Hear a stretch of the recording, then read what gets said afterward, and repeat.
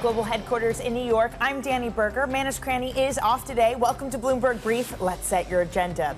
Good but not great. Nvidia warns of tighter margins as Blackwell production and trade risks loom. Tariff confusion, President Trump's contradicting comments, and a vow for European levies weigh on the region's stocks. And after 6 days of decline, Treasury yields push higher ahead of jobless claims and a marathon of Fed speak. Well, did Nvidia make or break the market? Maybe it did basically nothing for this market. Nvidia shares pre-market. Here's the thing you want to know waking up. They're only higher by 0.6%. They were good. They beat. It's not the huge explosive beat that maybe we've gotten used to. And then you get a picture like this for the overall markets. Your U.S. futures are still higher this morning, up 0.5%. NASDAQ up 0.6%. Russell 2000 up 0.8%. It seemed to be the tariffs that we've been trading on, not necessarily Nvidia. The confusion of the timeline, we'll get into that, what it actually means. But Trump did talk about a 25% levy for Europe. So you saw there at the bottom of your screen, European equities moving lower this morning. Here's your bond market this morning. 6 days of declines for yields. That was the longest losing streak since September of last year. We move higher this morning. We get jobless claims. Will we get some hint of what some of the layoffs in D.C. mean? Your 10-year yield at 4.3%. Some stocks we are keeping our eye on this morning. Let's get a check on Moderna share prices. Bloomberg sources say U.S. health officials are revaluating a $590 million contract for bird flu shots. Those shares down 4.33%. That award did happen in the Biden administration's final days. Elsewhere in earnings, Salesforce shares, they are falling in the pre-market 4.7%. It gave an outlook that was weaker than expected. It dimmed optimism that Salesforce's new AI product would ignite sales growth. Elsewhere in tech earnings, Snowflake jumping this morning, up 10.5%. The cloud computing company projected better than expected revenue growth for the fiscal year. It earlier also announced an agreement with OpenAI, which will access its models directly through Snowflake's system. Coming up in the hour on deck for you, we will be speaking with Paul Donovan of UBS, Priya Misra of JPMorgan, and Frank Lee of HSBC on Nvidia earnings. Speaking of which, you saw those small moves in the share of Nvidia up about 0.6 this morning. It gave some mixed outlook. CEO Jensen Huang did talk about the amazing demand for Blackwell's chips. Blackwell is going to be incredible across the board. And when you have a data center that allows you to configure and use your data center based on, are you doing more pre-training now, post-training now, or scaling out your inference, our architecture is fungible and easy to use in all of those different ways. Let's bring in Bloomberg's Tom McKenzie on this. Tom, what were your takeaways from the earnings? Look, Danny, this is a market that has the muscle memory of a company that has just missed quarterly earnings just once in the last 5 years. This was not a miss, as you say, in the most recent quarter. In fact, they came up with a modest beat. And then the guidance for the current quarter, so the spring quarter, the quarter that includes, of course, April, was actually slightly above the consensus, $43 billion US, but not hitting the top end of some of those estimates. Some of the analysts out there had expectations of $48 billion in the current period. We're not there, but we're above consensus. You heard there from Jensen Huang around the rollout for the Blackwell chip. He says that's very strong. It's the fastest product ramp up in history, is the way that he characterized it. So clearly the demand is not softening for Blackwell. The margin may be a little softer. They've guided on a slightly softer margin, around 71%. Still pretty enviable in terms of a margin for a business like this, but down from the 73% that historically, at least in recent years, this company has managed to squeeze out. There are still lots of unresolved questions. This is a market, these are investors who have to adjust to growth that is continuing for Nvidia. This company's not going anywhere fast. It's not going anywhere in terms of its dominance of artificial intelligence chips. But is it going to get the growth that it's had in the last 2 years? That seems to be in question as the capex spend continues, but we still need to know whether things like DeepSeek are really going to rewrite expectations beyond 2025 in terms of the spend, and then questions about tariffs and as well restrictions on that Chinese market. But for the top line, current quarter, a little above consensus. Can we get into the tariff issue, Tom? Because the stock was up in the pre-market, and then it starts to fall when you get the CFO talking about tariffs. This market doesn't have much clarity on whether it's going to happen. Does Nvidia seem like it has any clarity on their impact? Well, there's the potential supply chain impact of tariffs wherever they land, whatever they fall at, whatever the number is. Of course, they produce their main fab, of course, that they use is TSMC's over in Taiwan. So there's some complexity and unanswered questions on that front. I think arguably the more important potential headwind for Nvidia when it comes to geopolitics is a Trump administration that is now looking at increasing the restrictions on the chip sales into the Chinese market. Chinese companies like DeepSeek, like Alibaba, like Baidu can still buy the H20, slightly older chip, repurposed for that Chinese market. Is this a Trump administration that's looking to curtail that sale? That is potentially important. That, for me, on the geopolitical question mark for Nvidia, is the one to watch. So you have the geopolitical question, Tom, and you mentioned this in your first answer, the DeepSeek question. There was this moment where Jensen was talking about the need to compute heavily, that the amount of compute required for reasoning going forward is 100 times greater than the one-shot prompts. It seems like we've moved far away from that DeepSeek freakout, that there's still so much demand and so much power needed. And what's the next generation of chips? It was quite the freak out, wasn't it? It was almost $600 billion of market cap that fell from Nvidia, historic in terms of the market drop. Jensen Huang and certainly the team at Nvidia want to frame this as not a question about derailing their business model, but a question about cheaper models and faster and more rapid adoption that leads to longer term, just greater growth when it comes to AI demands. Jensen Huang sees this as being the first early innings of this AI revolution. A question for analysts, and I keep coming to questions because there still are unanswered questions, is about return on investment. The hyperscalers are getting some of that, but point to an enterprise where you're getting clear ROI on the embed of AI, and that is still something of a murky issue. Where is the return on investment for enterprises that are adopting AI? We don't yet have clear clarity or a clear steer on that. Even as Jensen Huang says, there will be greater adoption, models come down, more open source becomes cheaper. There'll need to be more chips, not just for the training, but for the inference as well.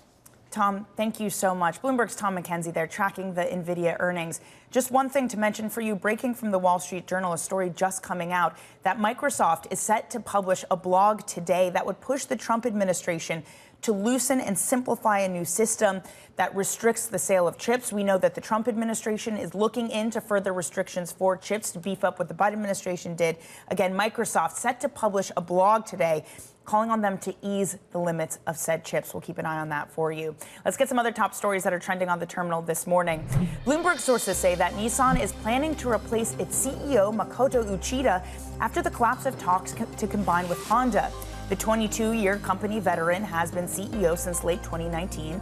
Uchida told reporters earlier this month that he was prepared to step aside if asked, but first wanted to steady Nissan's business. Goldman Sachs President John Waldron is joining the bank's board of directors. The firm has been seeking to keep its top talent like Waldron from leaving the firm. It's a rare move to elevate a banker who isn't a chief executive to the board of directors. Bloomberg sources report that YouTube star Mr. Beast is looking to raise a couple $100 million in a funding round that would value his company at about $5 billion. He is looking to expand both his packaged goods and media business. Talks are still in their early stages, and it's not yet clear who will invest or if they will do so at the target price of $5 billion. What a world we live in. Coming up, Paul Donovan of UBS will join us. We'll talk tariffs, the confusion, what's coming to Europe, what the calendar might actually look like. All of that comes up next in your brief.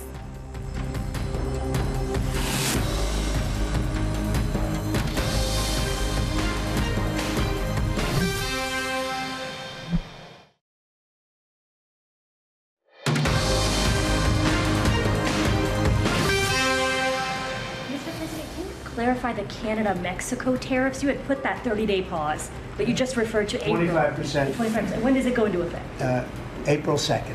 April 2nd for Canada-Mexico. Correct. And for everything. That was the President Trump there at his first cabinet meeting, and those comments were followed by a White House official later clarifying that the deadline for Canada and Mexico does remain on March 4th. You heard Trump there talking about April 2nd. Naturally, that caused some confusion.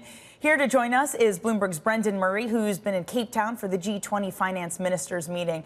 Brendan, can you make sense of it? Do we understand what the timeline might actually look like for Canada and Mexico tariffs?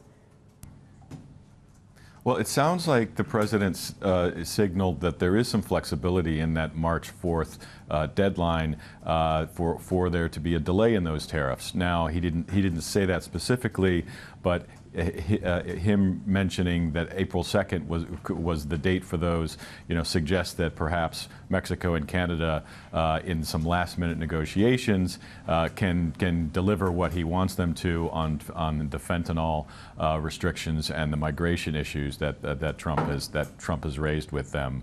So the White House officials told us afterwards that the March 4th is still a live date, but the president may have tipped his hand there that there's some flexibility to it as well. This is the thing. He just often says various tariffs, and it leaves market participants scrambling, or maybe lack of scramble, just kind of brushing it off, saying, I don't know whether to believe this. Because, Brendan, he also talked about the EU. What did we hear from the president on possible tariffs there? Yeah, so what he said about the EU is interesting as well. He said 25% tariffs on cars and all other products. So that's, nearly $1 trillion trading relationship between the U.S. and the European Union. The European Union quickly responded and said, we'll strike back if that's the case. And then the president said, your retaliation, couldn't possibly stand up to the economic pain that we can inflict on you. So there's a lot of, kind of tough talk going on between in the transatlantic trade relationship right now, but that's pretty standard stuff as you before you sit down at the negotiating table. It sounds like the Europeans want to negotiate and would be willing to do so to give Trump some things that he wants, like lower car tariffs.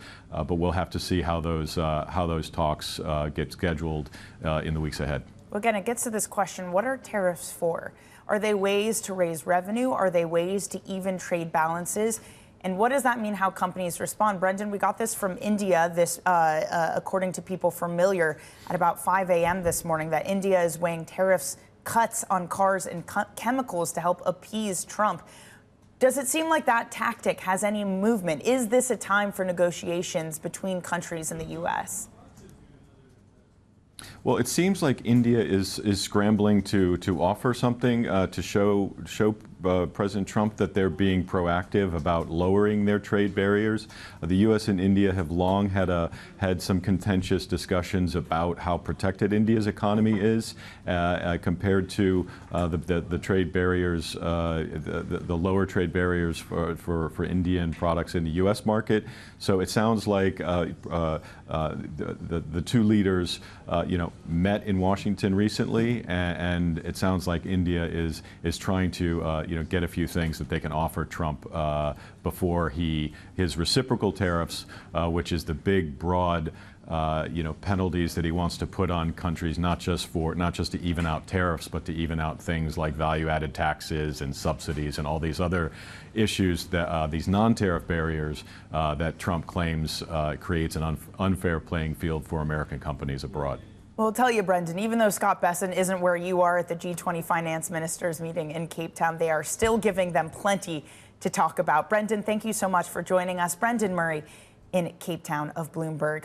Staying on trade, Paul Donovan of UBS writes on the apparent confusion for this timeline on implementing Mexican and Canadian tariffs, saying, quote, such taxes would be very visible to U.S. consumers at a time when Trump's approval rating on the economy and inflation have fallen, making repeated retreats likely. I am pleased to say that Paul joins us now, chief economist at UBS Global Wealth Management. Paul, it is so great to see you. And first, let me apologize on Manas's behalf, because he's always very sad when he misses you, but don't feel bad for him. He's taking some much needed time off. Paul, on this point, because it is a market that continues to discount when tariffs might happen or that they will happen, do you discount it as well? Is this more bark than bite? So I think we've got to distinguish between the visible tariffs and the less visible, sometimes invisible tariffs. So if President Trump goes ahead and taxes U.S. consumers of avocados by 25%, which is what a Mexican tariff would be, then Gen Z's going to riot in the streets because avocado on toast suddenly shoots up in price. That's very, very visible. And it's very notable, I think, that the four big retreats that Trump has made on Colombia, Mexico, Canada, and the de minimis tariff, these are all very visible to the consumer. And Trump has just backed away, sometimes within hours of making the threat. Now, if we're talking about something like steel and aluminium, that's a lot less visible to the end consumer. You know, the retail consumer doesn't pop down to Walmart for a bar of aluminium. They might pop down for a six-pack of beer, but a 25% tax on US consumers of aluminium would raise the price of a six-pack of beer by about 1.5 cents. I've done the maths on this. So that's not something that's going to be very visible. And those tariffs, therefore, I think are more likely to endure. Yeah, fair enough. The only metal that people are going to pop down to Walmart to buy is maybe gold at this point, Paul. But to that point, how do you evaluate the impact of tariffs? And let's set aside the actual tariffs themselves, just the threat and the continued timeline. If you think about a business that maybe is saying, let me pull forward my orders, or maybe let me cancel my orders because it seems like the tariffs are going to come later, does that in itself leave scars on the American economy? It certainly creates quite a lot of disruption. So you've got a number of issues here. The one thing is that you may get, let's pull forward the orders, which obviously will be a support for growth, but then you get a tailing off. There is some evidence that Democrat voting consumers also brought forward some of their consumption ahead of the Trump presidency, though it would appear, at least from rather dubious survey evidence, that Republicans did not. So you may get some consumer behavior changes.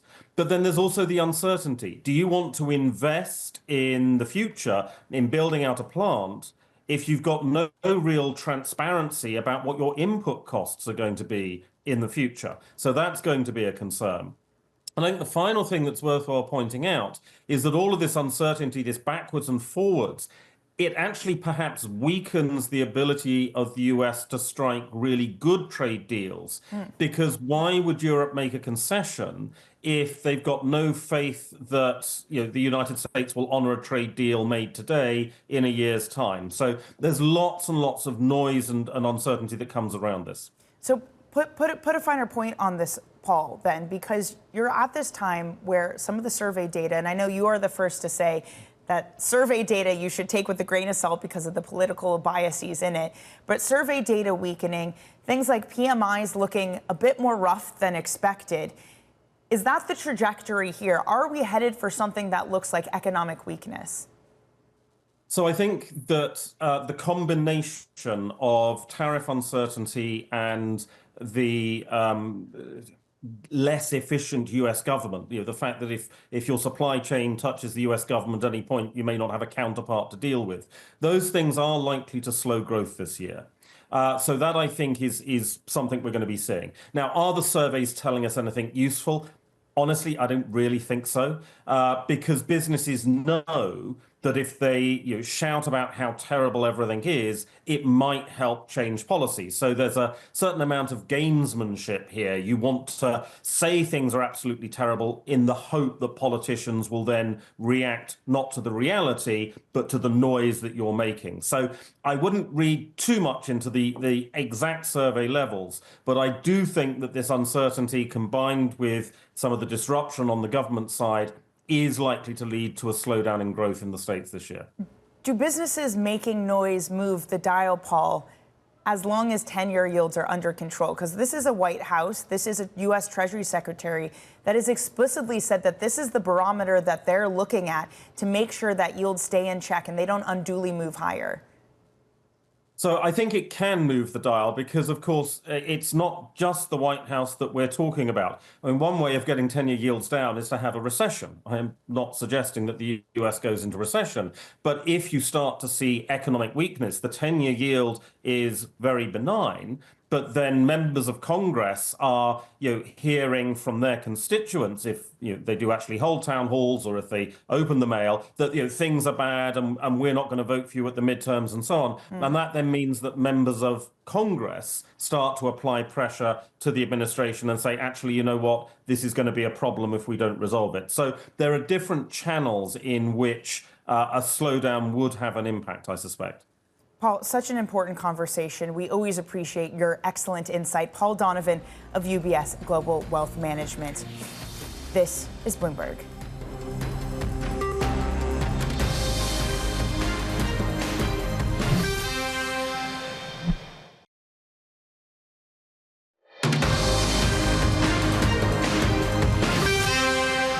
take a look at the front pages this morning. First up, the New York Times leading with Supreme Court Chief Justice John Roberts temporarily letting President Trump keep his freezing of foreign aid payments. The block comes after a U.S. district judge's order that would have required payments to be made by just before midnight tonight. Humanitarian groups say that the freeze is having a devastating impact, upending hundreds of projects. Next up, Bloomberg has this. Secretary of State Marco Rubio stated that the U.S. wants to dilute Russia's close relationship with China without causing division. Rubio warned that if Russia becomes too dependent on China, it could pose a problem for the U.S. Next up on your front pages this morning, away from that China story, the Wall Street Journal has President Trump revoking a Biden-era license that allowed Chevron to produce oil in Venezuela.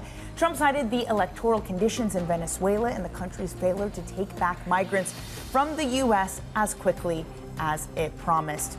Coming up in the show, we revisit Nvidia earnings, shares up 0.5% just about. We're also going to be catching up with Priya Misra of JPMorgan Asset Management. This is Bloomberg.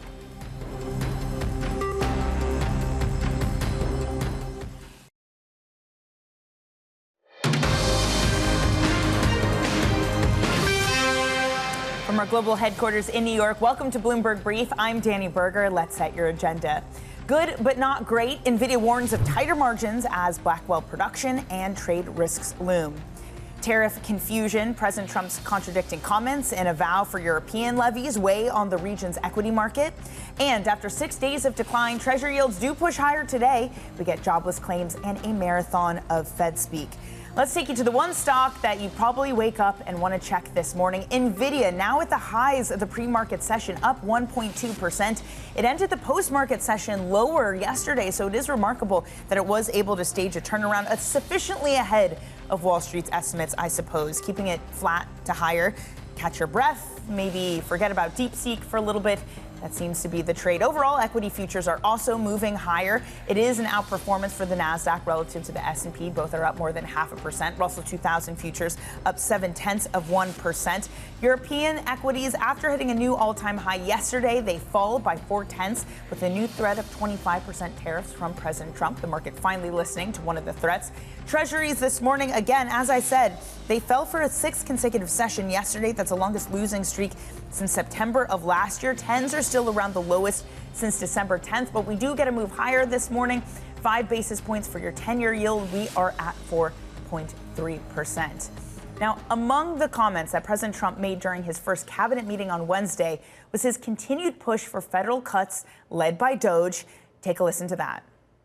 One of the most important initiatives is DOGE, and we have cut billions and billions and billions of dollars. We're looking to get it maybe to $1 trillion. If we can do that, we're going to start getting to be at a point where we can think in terms of balancing budgets, believe it or not, something you haven't heard in many, many years, decades actually.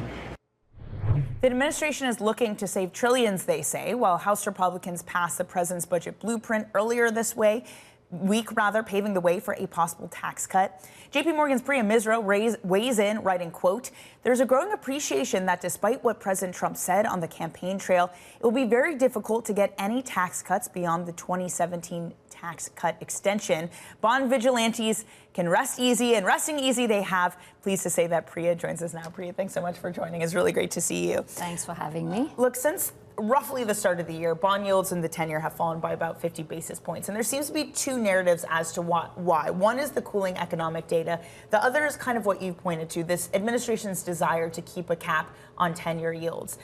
What do you see as the driving force behind bonds this year? I think it is both. The cooling economic data, I think, takes this re-acceleration theme off the table. I think there was concern with the inflation data being a little bumpy, a little sticky. That is the economy about to re-accelerate? And some of the animal spirits post-election, I think there was an expectation, does that result in more investment, higher growth? I think we've taken that off. You're seeing that growth. I would argue we're still in a soft landing. We're seeing bumpy economic data. We'll see but look at initial claims. We're going to get that data today. Layoffs are still extremely low. The job market is strong. The consumer is spending. There's uncertainty weighing, and the longer it lasts, it'll make me a little nervous about this might actually impact investment lower. But I think we've taken that off. But I like that you bring up the tax side, because I think the market constraint, the debt constraint, the inflation constraint. That was all clear when Secretary Bessent as well as President Trump said, we care about the 10-year. And that's why the long end has been moving lower. So I think the front end is more about that extent, the acceleration taken off. The fact that the long end is moving is this idea that, you know, there is a debt issue. The debt trajectory is a problem. And so if the administration, some combination of DOGE as well as spending cuts, the House bill has $2 trillion of spending cuts. I don't know politically if we're going to be able to get that done. But I think that just tells you that the Congress, the administration understand that the market cannot take a whole lot of tax cuts. And $7 trillion was the total impact on the deficit of everything that was promised. I think all we're going to get is that 2017 tax cut. So the market's getting a little less worried about this runaway debt trajectory. So the market is less worried, but there were some who say that you started to see kind of a growth scare start to creep in with some of the softer data. Just to kind of emphasize the point you're making, is this not a growth scare, but more of just a normalization of expectations, pulling back from this huge reignition of growth because of the president's policies? So we have seen a little bit of softer, I would say, survey data. The hard data is still pretty strong. Look at that, and we're going to get a payroll report next week, so we'll see the job data, the spending data is still strong.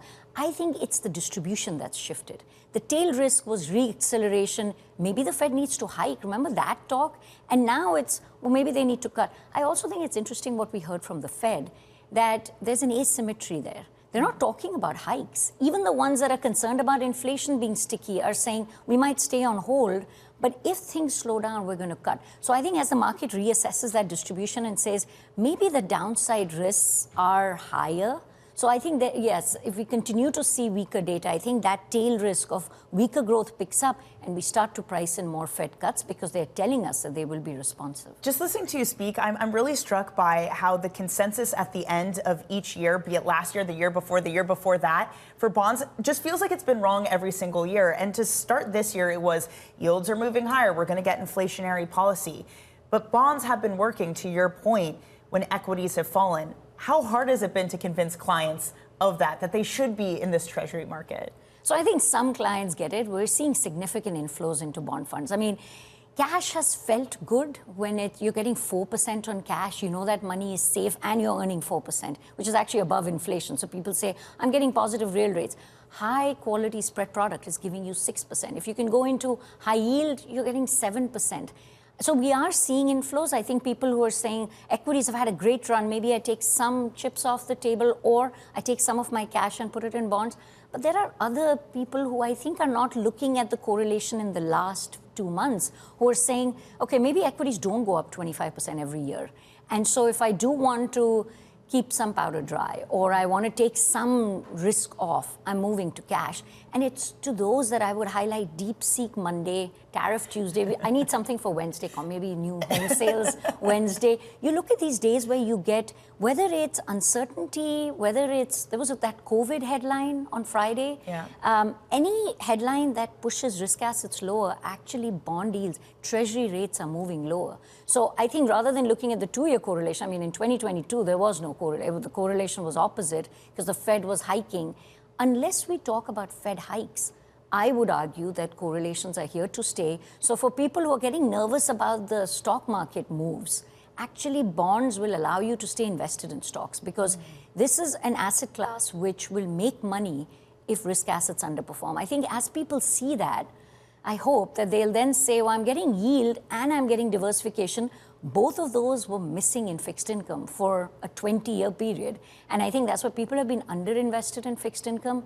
Some are seeing it, and that's why I think you're seeing the inflows. But I think that $7 trillion in cash tells me that there's still a lot of people who want to see these correlations continue, but rates are moving lower. So you've missed out a little bit if you have not been buying fixed income. You're still at 4.3 on the 10-year. I think given where Fed funds is, we think the Fed's going to cut a few more times. I think that 10-year is going to move lower, closer to 4%.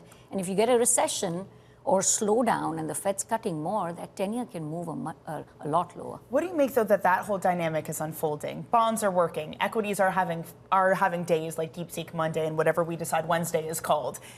But spreads on credit are still so tight. They're unmoved. What do you make of that? And so they are tight, but I would say for good reason. Look at corporate fundamentals. They're strong, earnings are strong. Now, do they justify all the PE multiples? I'm not an equity expert. We can debate that. But do they justify not earning that much more in spread? So I agree, spreads historically are tight, but I would say they reflect very solid corporate balance sheets. We look at what are companies doing with the debt they're issuing. Are they re-levering up? That would make me nervous about spreads. They're not. A lot of them are just reissuing what is maturing. So leverage is not picking up. So spreads are tight. People are looking at all-in yields. If you're getting 6-7%, that's why it looks attractive. I think that's why we're continuing to see supply, and there's been a lot of supply. First quarter typically has a lot of corporate supply. It's all been taken down well. New issue concessions have been tight. I think it's that all-in, the yield argument has won out over that spread argument. Priya, we're going to have to leave it there. It is always so fantastic to have you on. And what a relief. Bonds are working again. I'm sure a lot of people are happy about that. Priya, thank you so much. That's Priya Misra of JPMorgan. Coming up on the show, Nvidia bounces back after an initial muted response from their earnings. We're going to unpack the results of Frank Lee of HSBC. Coming up next on your brief.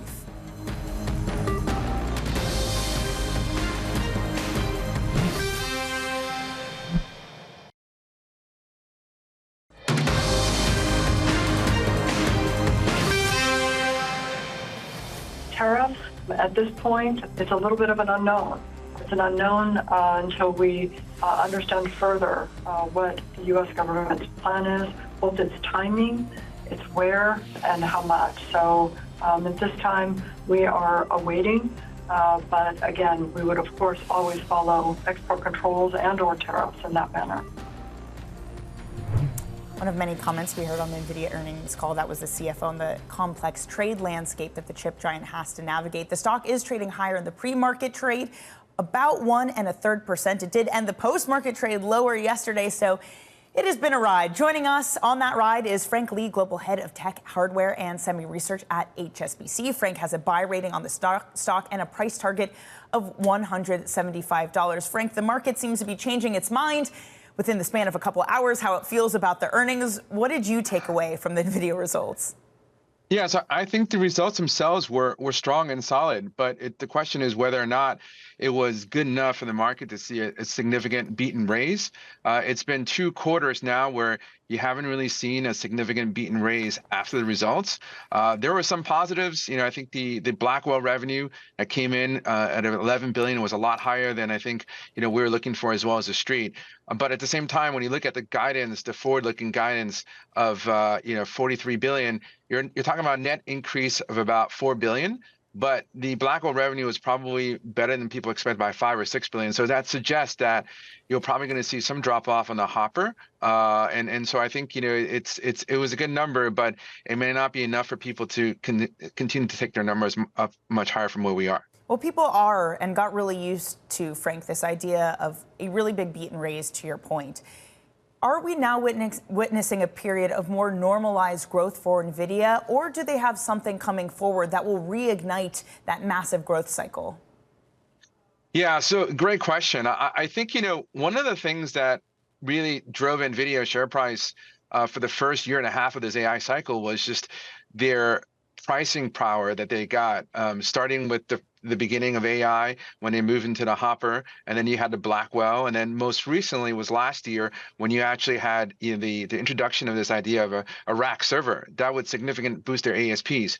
But we haven't really seen anything that is raising that ASP much higher from here. It doesn't mean to say that that's not going to happen. So I think a lot of focus will be on GTC in terms of what their roadmap looks like going forward, and whether that can continue to drive pricing even higher, and we get back to that cycle. And I also think the other thing that the companies talked about is, especially Jensen's talked about autos and also robotic demand. Those are interesting TAM areas, but at the moment they're still quite small. So we haven't seen much of a revenue contribution, but those are going to be areas I think people are going to be looking at quite closely going forward. One of the other things that came from the earning was Jensen Huang talking about the immense computing power that's going to happen going forward, that once you get these AI models that are doing more reasoning versus the one-shot prompts, as he calls them, that you're going to need more power. He talked about something like 100 times greater than what we have at this moment. I mean, these are numbers that are difficult for our tiny little human brains to comprehend, Frank, but they also come off the back of this DeepSeek freakout. Do you think that these earnings highlighted that we were a little bit too worried on the actual ramifications of DeepSeek, or is it just a delayed impact from it? Yeah, so again, I think it's a good point. I mean, the DeepSeek initial reaction, I think, was a bit.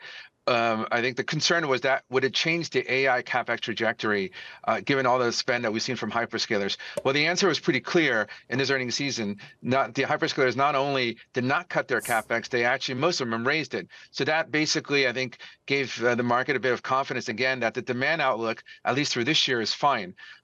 That being said, it does raise some longer-term headwinds. Is there going to be some impact on demand long-term? There's the threat of ASIC, especially Broadcom and Marvell has become a big focus now in AI semis, and also I think the export controls. So you've got a few headwinds. They're not anything that's going to really impact Nvidia earnings in the near term, but it's a longer-term outlook. So I think that's why Nvidia needs to really regain its earnings momentum, either through better pricing or perhaps more focus on these new TAM areas that we've talked about. Well, here's something else that might be concerning when it comes to their ability to ramp margins back up, Frank. Before we brought you in, we had these comments from the CFO that tariffs at this point, it's a little bit of an unknown. It's an unknown until we understand further what the U.S. government's plan is, both its timing, its where, and how much. Frank, how are you understanding the tariff threat and what it could mean for Nvidia? Yeah, it is a very difficult one to answer because a tariff will impact everybody. So I think ultimately it will just get passed through to the hyperscalers, to the people funding it. And then you're in an environment where costs go up, and then you do have DeepSeek potentially come in as a lower cost option. So those are going to be remaining headwinds. The company has guided margins to come back up in the back half of the year from where we are, which is pretty much around 70%. So that does show that there is some improvement on the way up. But again, you're right, there is going to be some headwinds. So we think the earnings is fine, but the headwinds stay there, and that's why I think the multiple hasn't really moved up. Frank, I was just looking through some of the companies you cover. I know you have a buy of Nvidia. It seems like you have either a hold or reduce on all the other chip-making stocks that you follow. What else do you like in this market besides Nvidia? Well, I think the other name that we like quite a bit is the TSMC. We know there's been some headlines about tariff issues hitting them, but really they're the only game in town. So every single chip maker has to depend on them. Whether it's the ASIC trend, they were still going to go through TSMC. So we think this is a company that's very well positioned in the long run, where there's no immediate challengers. We don't see any real threat from Samsung, and Intel right now I think is struggling to try and figure out what to do with its foundry business. Frank, we really appreciate you joining this morning. I know it's been a busy past 24 hours for you. Frank Lee of HSBC there. Now on to a Bloomberg scoop. Sources say that Nissan is drawing up plans to replace its CEO after earnings disappointed and in the wake of the collapse of the deal talks with Honda. Joining us for more is Craig Trudell, who leads Bloomberg's global automotive coverage. Craig, Honda wanted the CEO out. Now it seems Nissan does too. Is this now just inevitable? I think the writing is on the wall here. When you look at the way Nissan's been performing, you mentioned the reports that Honda was potentially open to resuming talks with Nissan, assuming Uchida were to leave. I think Uchida himself addressed this with reporters just in the last couple of weeks and said essentially that he would not hold on to this role. That he was willing to relinquish it, but that he wanted to stabilize the company first. I think the problem for him is just how much things have been going against him, how dramatically Nissan's earnings have shifted.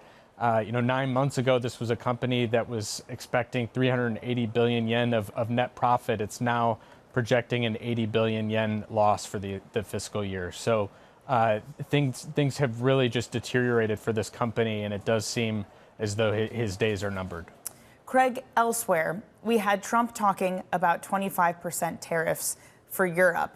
He basically said everywhere, but he specifically called out autos. We know that this is something that Trump has talked about repeatedly, and we finally are getting some reaction from the equity market in Europe this morning.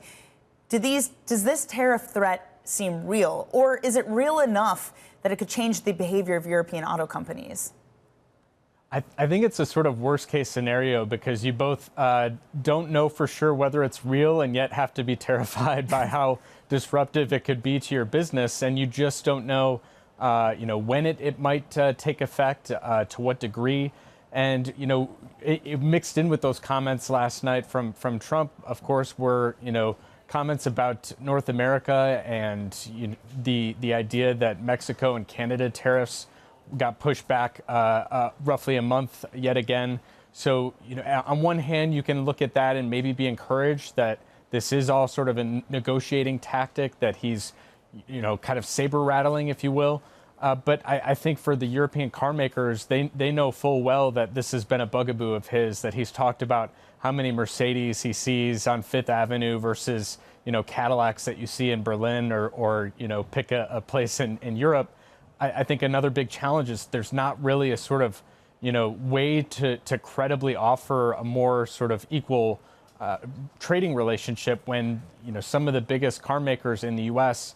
either are pretty much absent from Europe or have been shrinking quite a bit and have local production in Europe and don't necessarily need U.S. imports given the way their sales have been trending. Yeah, Craig, fair enough. I mean, how many times have we heard Trump recount that story of him speaking with Angela Merkel and bringing up exactly what you say, the cars on the U.S. versus European roads? Craig, thank you so much. As always, that's Bloomberg's Craig Trudell. Just want to bring you a chart that just was published by the AAII survey of individual investors, because it has cratered off.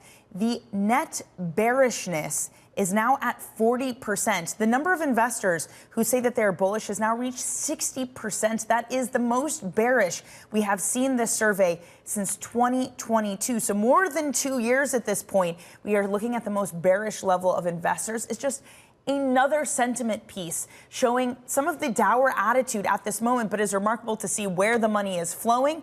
It is coming out of U.S. equities, and it is going into European and international equities. Okay, coming up, we are going to set you up for your trading day. For you, the bears among there, the UK Prime Minister Starmer will be visiting the White House. We also have more earnings on deck. That's coming up next on your brief.